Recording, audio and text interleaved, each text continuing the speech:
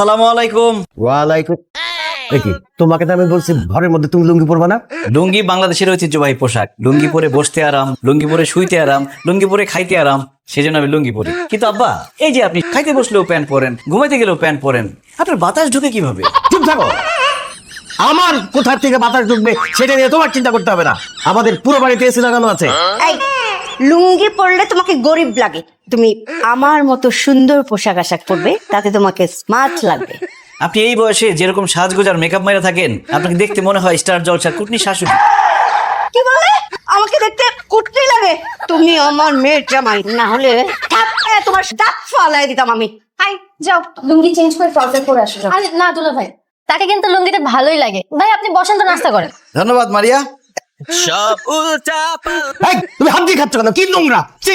হাত দিয়ে খাওয়ার যে মজা, যে তৃপ্তি, চামচ দিয়ে খাইলে জীবনে পাবেন না সেই মজা। বিশ্বাস না হইলে আপনার হাত দিয়ে খেয়ে দেখেন। অসম্ভব, আমরা জীবনেও হাত দিয়ে খেতে পারবো না।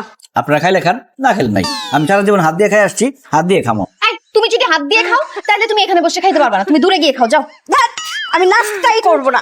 এই বুয়া, চা দিয়ে যা।